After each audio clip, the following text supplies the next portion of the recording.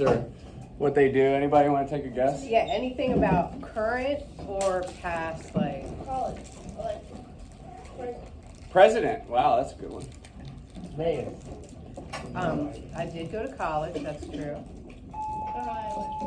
WNBA. Oh, that's a good one. You WNBA. know, not the WNBA, but I did College basketball. play something Tennis. competitively for Volleyball. a period. BMX.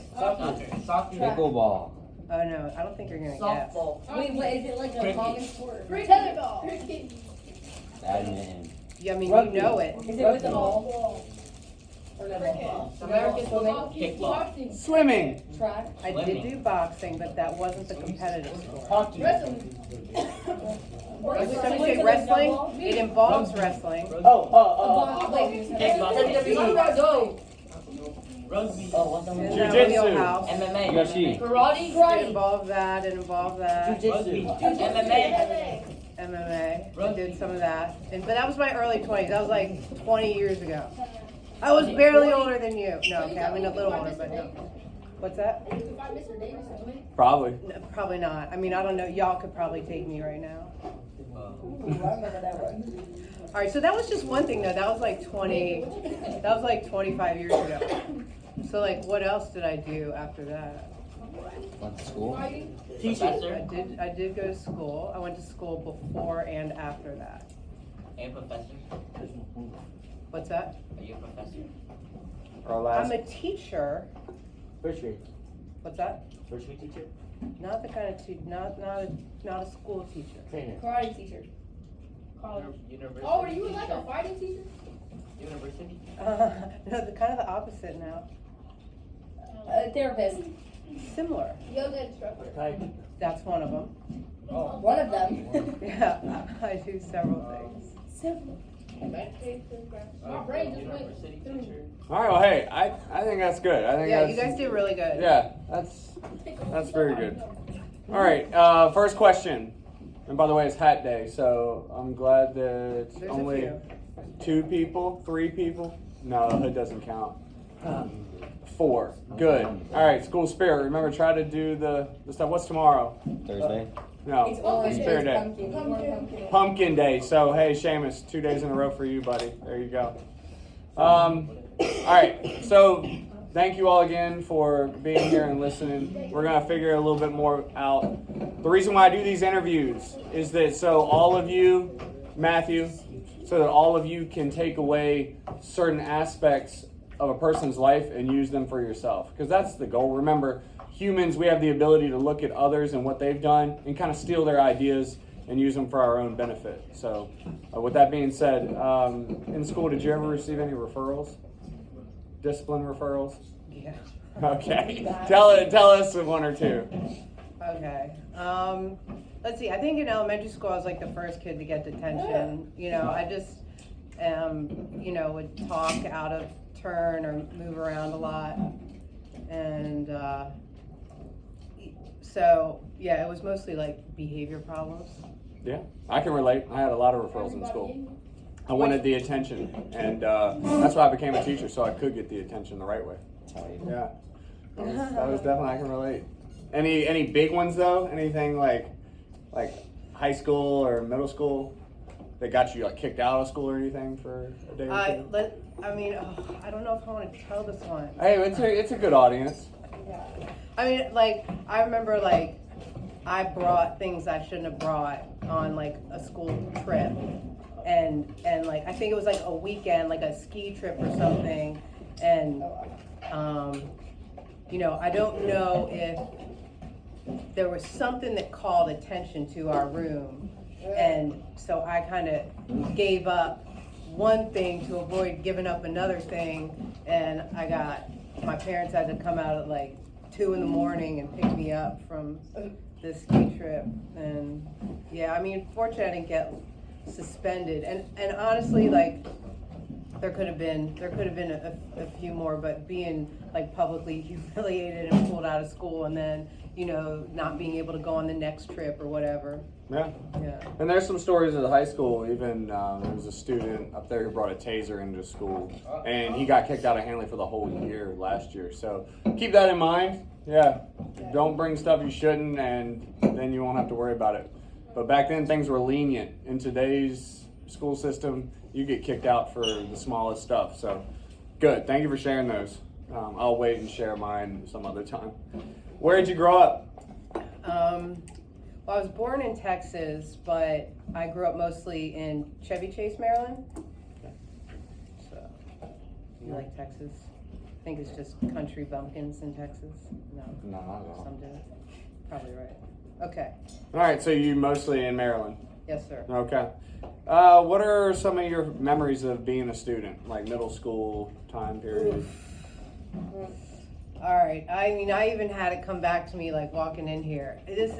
I think honestly, this was probably one of the toughest times in my life. It was really, I did not feel comfortable in my own skin. Moving from like adolescence to teenagehood and just all the energy and hormones and like not really knowing yourself and your body yet, and just learning all these new ways of being and studying and interacting in relationships, and just feeling like not confident, feeling so insecure, but not necessarily acting like that, almost acting more like I was confident, like I probably acted overly confident to compensate for that. And it's funny because it felt like an act, at the time, like I was pretending to be more confident than I was. But the reality is, looking back, that was my true side. Like, it was the fear of not being enough that was kind of the fake part, So it was an uncomfortable time that I would not want to go back to. Well, did high school get more comfortable? Did you It find your skin there? it started getting more comfortable. I mean, it was, from an ego standpoint, if y'all know what I mean when I say the ego. What other people think of you and the image from the outside. That's what ego is. So sometimes you can pretend to be the smartest person in the world because you're trying to protect yourself. That's ego. Acting like you're better than you are just so you can impress others, and that's one example of ego. Although the ego also can help you, right? It can help you believe that like you can do this thing that maybe you might not have the confidence to do otherwise too. So we don't totally knock it, but because it does help us survive also. But what was the? Just did it get easier in high school, like finding your sense of belonging? Right, the ego was tough for that, like just going in as a freshman, being like the little one or whatever, the youngest, and but after getting through that freshman year, I'd say that it's got easier and started getting in flow and learning how to study, and it just became easier to find my place. So I hope that for you all too. You just kind of come into your own a little bit more. And so think about sports, because some of y'all might be going off in volleyball. Let's say you're not any good at volleyball, but you're like, I'm going to make the team, and blah, blah, blah. That could be your ego. Whereas confidence would be like, I have put the time in, I've practiced, I think I'm okay with this, I think I'm going to make the team. So it's good to have confidence. Just don't get it confused with the false ego of thinking you got it going on when you don't. Did you play any sports in school? I did. I did softball. I did tennis. I almost played football, but my mom wouldn't sign the forms. And I rode crew in college. Anybody know what crew is? What is it, Seamus? It's basically a big canoe or kayak. So yeah, we don't have a crew team at Daniel Morgan. We don't have any water to practice on, but yeah. And then, and that's something that is available in some places, but just not here. So tennis too. We have a tennis player in the room. That's good, Rachel. All right. What did you do after high school graduation? Oh, actually, let's go back. I want to ask another question. Who did you look up to when you were younger? Like, who were your role models as a younger person? I would say people who showed power and leadership. Whether it was Rosa Parks standing up for, on the school bus, y'all know that story? Yeah. Or Muhammad Ali, Martin Luther King. Actually, I meant to say Martin Luther King, not that, although I like Ali also, but people who, even Supreme Court justices, women or men who were in positions of power and leadership, even though it might not have been attractive. Even though they might have had a lot of haters, also they were still willing to stand up for the cause. And oftentimes, if you want to do something great, people are going to come at you. So keep that in mind. You will make enemies in your journey to be the best you can be. I would say, now next question. What did you do after high school graduation? 18 years old, opening up to the world, what did you do? Well, at the time I graduated high school, I had 3 part-time jobs, and I had karate 4 days a week, aerobics 7 days a week, and then I got in a car accident and I was laid up. I couldn't walk for a few months, so that kind of made me have to go to the closest college to me that I got into, and so I spent the next year kind of learning to re-walk again, and so I did go. My parents had wanted me to take a year off between high school and college.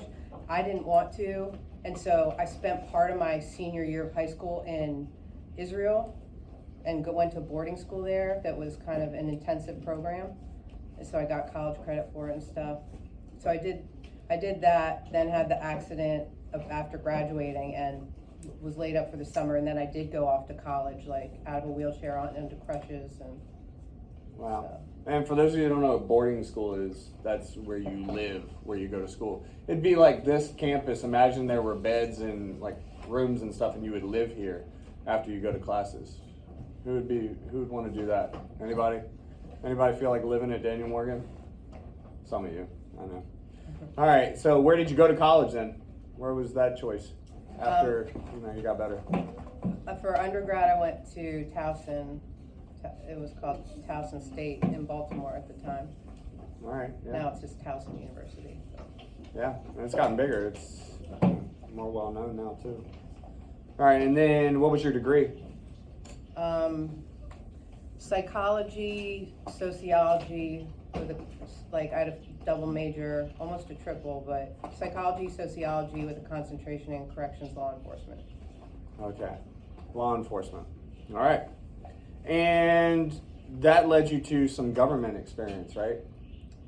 Yeah, actually, before I finished graduation, I had myself aligned to work for a nonprofit agency that worked with at-risk youth.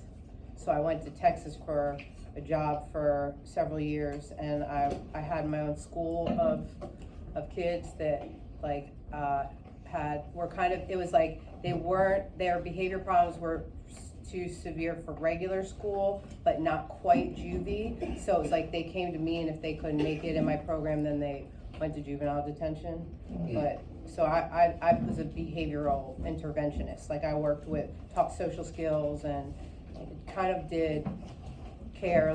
If you were my kid, I would maybe take you to the doctor. I would get you a treatment plan for your eyes or your mental health or whatever also. Right. That kind of stuff. Does anybody know Coach Scott that's part of with the football team? Okay, he kind of does the same deal. He's in a facility where these kids have done some stuff that really puts them at risk of being in the regular schools. So he has to have them in their own environment. There's also a place called Timber Ridge School, which is about 20 minutes from here, and that's also for students who they're scared that they'll go back and do something crazy if they go to regular school. So it's kind of like an incubator, a place to keep them safe and try to help them do better. All right, and then after Texas, what happened after Texas? So my school got kind of dangerous. I was supposed to have 10 kids with an assistant and 2 teachers, and I ended up having 33 kids between the ages of 12 to 17, and who were in for all sorts of issues and improprieties. And I had one substitute teacher who was being inappropriate, and I kept asking. I had to track him too.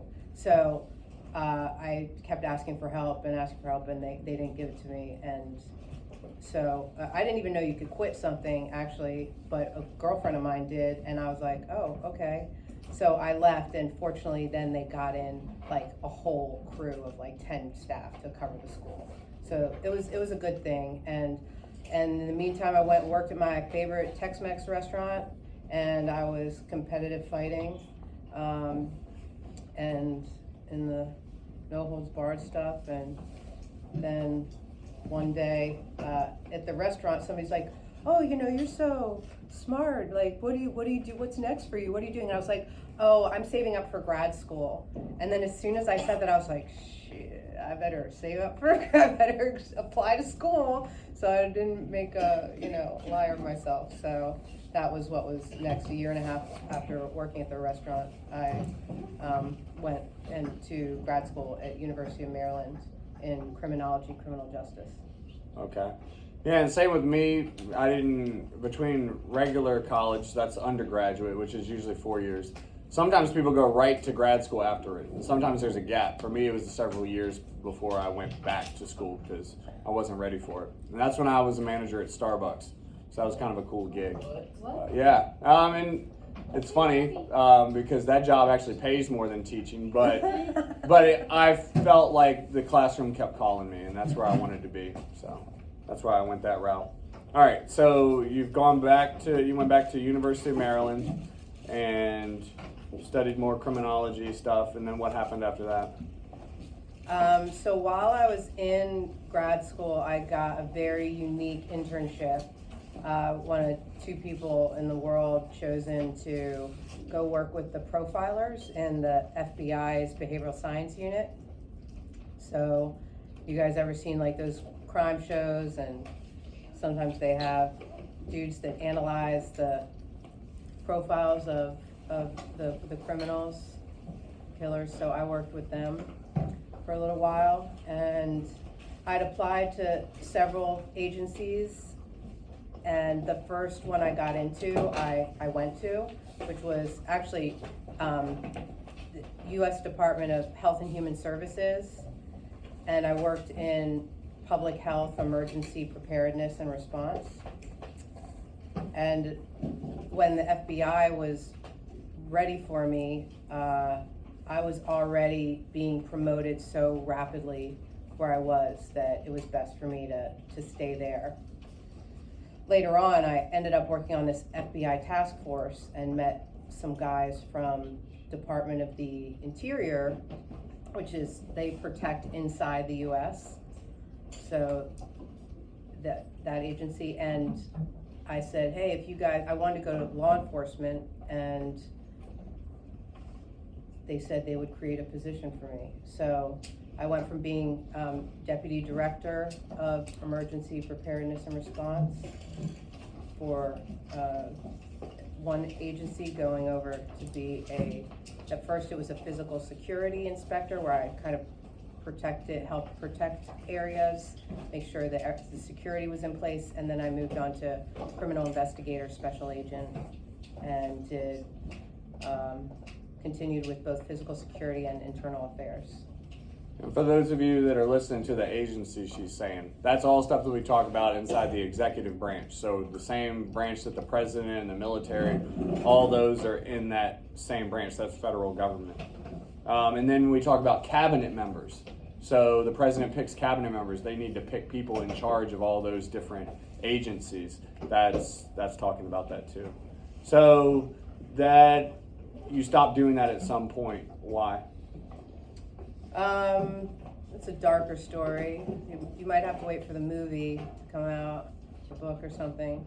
But I was in a pretty stressful situation for about a year and a half at the end of my career, and due to some violence that caused mental and physical injury, I was laid up for about a year. Ironically, remember I told you guys I had that car accident when I was like in my teens, like I was 17 in high school. Well, I had that same break occur 20 years later, almost exactly, in that job, and I had to have, and some other injuries, and I had to have like with an ankle fusion, and so I was laid up for a year, like recovering from that. It was a dark time, but that was the catalyst to change me from the life that I had been doing in law enforcement and whatnot into where I am now, which we'll drum roll that for Yeah.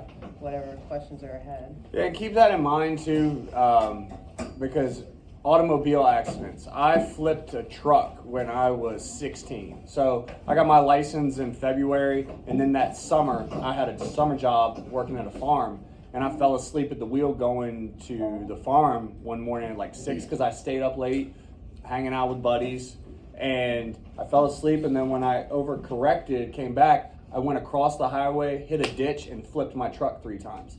I was lucky that all I have is a little scar on my arm, and I walked away from that accident. But you need to be very careful when you're 16, 17, because you don't know how to drive, and you start to take some things for granted. So keep that in mind. When you get in an automobile, try to be safe, because you could end your life early. We're both lucky being through accidents that, we're both walking and talking now. So keep that in mind. So I teach to these kids, focus on your health, focus on your wealth, because no matter what job you do, your money and your body are going to be with you, and you're going to need them. So when did you take a shift to start caring about your health and your wellness? It And was, what did that look like? That was after that that year spent in bed. I actually didn't really want to continue in life anymore. Like, the pain felt too great emotionally and physically, and I'm just gonna be straight with you guys. So I'd actually decided to end my life, and even flew out and said goodbye to my family. And then my boyfriend at the time said, "Can you give life one more year?" And I thought, okay, like, I owe it to the people who I care about to make that effort. And so I spent the next year really trying to heal myself like it was my job, And so I hadn't been out of the house for a year at that point. Like, I'd been afraid to go outside. So it's sort of funny, you guys, I was an undefeated competitive fighter. I was also, a special agent, right? A gun-carrying law enforcement agent, and like, I was afraid of the world at that point. And so it was a process, like, I was just really committed to trying to heal myself. So that's when I began. I originally, my first time out of the house, I went to a UFC gym, because that was like all I knew. And I went in there and I couldn't hit a thing, and I walk out, I'm like, what am I gonna do? And there was this plaque hanging down the hall that says yoga, and I'm like, yoga, I think I took a class in that in college. So I went down there, like, somebody showed me some moves, and I thought, wow, this is amazing, what a kind practice. Although it's funny, because it was hot power yoga, so like, now that I'm in that world, I know it's sort of the extreme side of yoga, but I got into that. And then a friend from advanced interview and interrogation training, he was a big meditator, and so he was like, I think you should do this silent meditation retreat. And I didn't even know what the word meditation meant. And when that was a life changer right there. You guys know what meditation is? Yeah? Has anybody ever So experienced not it? everyone does. Because it's tough to get to that point where your brain is literally just blank, but is practice. It's a practice. Like, how do you get better at tennis, at sports, at wearing fun hats? Like, you do it all the time, and then you get better. And also, are any of y'all familiar with monks? Heard of a monk before? Monks are very much into that world of meditation and peace and quiet. Mr. Hauser, you guys know Mr. Hauser, right? Yeah. Okay, ask him sometime when you see him in the hallway, hey, how was your 10 minutes of yoga this morning? Because that guy watches a video every morning of certain yoga moves when he wakes up, and that's part of his routine. So, and it gets his mind right. So, but yeah, keep going.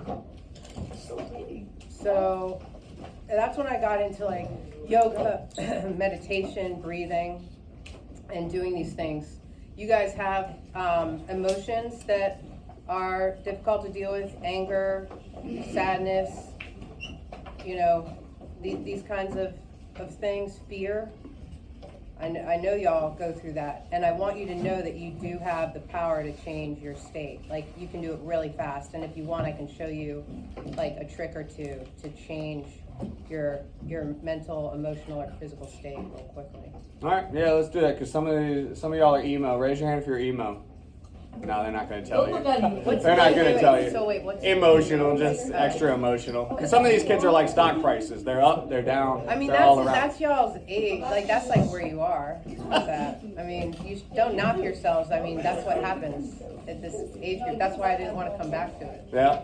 All right. Well, hey, yeah. Let's do that. So, give us some tricks. Let's say, because sometimes even myself, I find myself getting stressed out. Like if I have a client that's been rude, or sometimes a student who's not doing what they're supposed to and gets upset. What are some things that we could do to kind of change our feelings?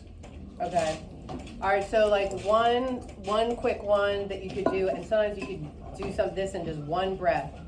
I'm going to use a funny term to help it stay in your memory. Okay. But we'll call it the sniff sniff poo. Okay, so you're going to take a breath in through the nose, like fill your lungs, and then one more sip, and then out the mouth, and blow out all the way, and then hold the breath at the bottom.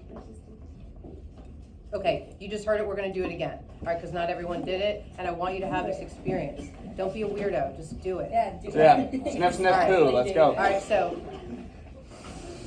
full breath, one more snip, snip. And then out the mouth. And then how long can you hold your breath at the bottom?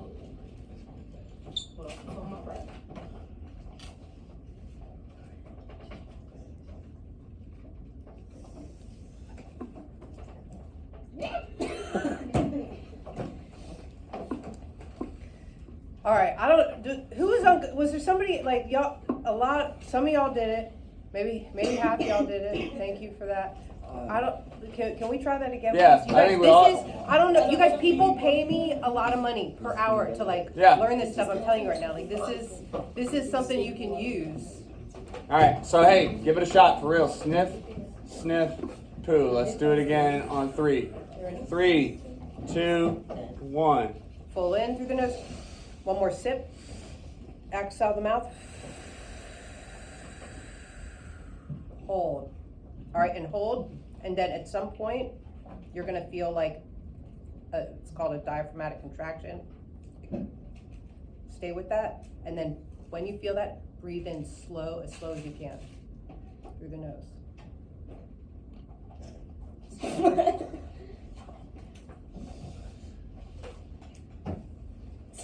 Still doing it? You just finished? Who did it for real? How many of you felt a shift, like just from one breath? Like it calms you down, right? It's called like a reset. If you have trouble, let's y'all want to do it again? Everybody feel a little more comfortable? Now, hey, one thing before we do one more time. Listen, it's true that human beings get lazy about breathing through the nose. We often just breathe through the mouth. You'll notice this. If you start paying attention to your breathing more. I know it's something you normally don't think about. But supposed to breathe through your mouth. It you're- gives you like a bad jaw. Yeah, but your mouth is where most Let's of talk us about that. take in our air, and this is actually the best place to get your oxygen. It's like taking a hit of oxygen straight to your brain when you breathe in through your nose. So try to catch yourself, try to remember that, randomly breathing through your nose to keep that going. But yeah, one more time with the sniff, sniff, poo. You don't want to do it? Because you're emotionally regulated and balanced, so you got this. Yeah. Okay. All All right, right. cool. Do you want to lead it? No. Yeah. Can we do it again? You don't want to? No, we can't. Yeah. I One just more, said, one more. Same thing again. Practice makes Oh, perfect. you need a new one? Wait, Yeah, they need a new one. Oh, Okay. new one. Okay. All right, so then just a little faster. Remember when I, like, the sniff, sniff, poo one? Like, Wait, we do it. Stop, you're doing way too aggressive. Why? You have to do like. too dramatic? Do you want a more subtle one? Yeah. Okay, all right, I just got lightheaded. You know, Don't too do that bad- one in public. too That bad one will get you some That one looks. would have given you a high, but, okay. All right, so, like, if you breathe out you guys want an instant relaxation, doesn't matter how much you breathe in. 3 seconds, 4 seconds, okay, just a few in through the nose, and then really long exhale. Try to go for 30-second exhale. I bet you can. Huh? So just breathe in a few beats, and then exhale, nose or mouth. And try to exhale really slow for 30 seconds, which is probably easier to breathe out the nose, actually. So count in your mind. Wait, I can't count. Do it again. Try just your nose.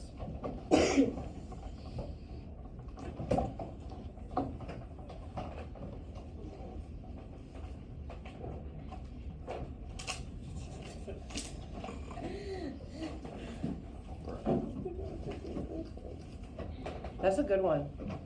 That's hard. And It is hard. here's another It's thing easier.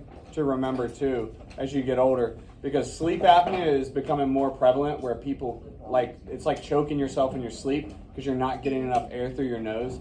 Does anybody in here have somebody that snores in their house? Okay, that's because they're struggling to get air. If you keep your nose with the airflow continually, it'll make it easier to breathe while you sleep. So keep that in mind, because yeah, that's a terrible way that people have died from sleep apnea. So snoring is a sign of it. So keep that in mind. So now you've got sniff, sniff, poo. That's an easy one to remember. So, all right. So, all right, lock in. We're back to it. So I did some research. You've been to Kenya before, to schools. So tell us how that experience went with the schools in Kenya. Yeah, so I mean, we trained like 140 teachers, and there were, hundreds of kids in the school out in these Kenyan slums, and basically we were teaching breathing techniques to the teachers to teach the students to help with classroom management, and to help when somebody, like, I can teach you a breath if you need energy, right? And a lot of people drink energy drinks or coffee or something. And I don't know if you guys know this, but what caffeine really does is it just blocks that signal that says you're tired. So it doesn't actually give you energy, it just blocks you from knowing that you're tired. So I could teach you a breath that you could use instead of like caffeine. Or if you wanted to sleep and you were really amped up and stressed out, I could teach you a breath that could help you go to sleep, or relax more. So we were doing that with these teachers, like when kids are feeling angry, we would pretend like they're supposed to pretend they had a bike pump and be like, 1, 2, 3, and like, so you just teach it in a more fun way. Maybe I should have done that. I was up here like, sniff, sniff, but you can do it kind of fun. And so were those areas pretty low income, or? They were some of the lowest. I mean, tin roofs, dirt floors, no real pens, pencils, or books. They had deeply grateful. Like, you guys, I don't know if you saw, like, I have some colored hair tinsel in my hair. I had some of these, and like the kids were just obsessed with it, and I had like a package of them, and gave like a strand to each of them, and it was like I gave them the greatest gift in the world. I mean, being there, they were all present because they don't get, like, some of y'all like don't even care that I'm here or whatever, but there it was a real gift to them. And I had like 60 kids in the middle school there just sitting, and they were sometimes they were having a good time, but like everybody was present because it was a really special thing for them. They don't get a whole lot. No. You know, and a lot of the kids only go to school because they don't get food otherwise. And sometimes the teachers don't get paid, the school doesn't get any resources. It's very difficult. And while we were there, in Kenya, when you can't make your rent, they take your door off the hinges. They take your doors off, or they seal them up. And it was about to happen to one of the teachers when they hadn't been paid in 3 months, and so we ended up getting a collection of money and sort of keeping this person from losing their home. But the teachers are in a tough situation, and even like the buses trying to get the kids to work. You guys should see, there's like one small bus. I mean, it is like just layered. I mean, the kids are just stacked on each other. Like they can barely fit in the bus, like they have to hang out the window because there are so many on there. Yeah, we don't know how good we have it until we see somebody else. So, and some of y'all, when you're talking about the breathing stuff, like some of y'all had elementary school teachers that would do brain breaks and stuff like that. That's what I think of too. And that should probably be more of a thing in middle school as well to get you all tuned in. Back to the door off the hinges. That's sad, but I had a student last year who was caught. They're supposed to put their cell phone away at 8:00, and this girl, she had her cell phone in the middle of the night, and her parents caught her, and so they took the door off of her room, and she didn't get it back for like 2 months. So I thought that was an interesting tactic for punishment. But yeah, so and I can't imagine that on like your house door. That would be pretty sad. So do you have any desire to go back to help like areas like Kenya and? I mean, stuff like that? I've worked with I've worked with disadvantaged populations before, and I love doing it. Like anywhere around the world, there's always people in need. I mean, even if I go see, sometimes I travel for my clients, and so if I go someplace, I might go to like the homeless shelter. I might go to the sexual domestic violence center or whatever, and teach the staff or the people attending. Yeah.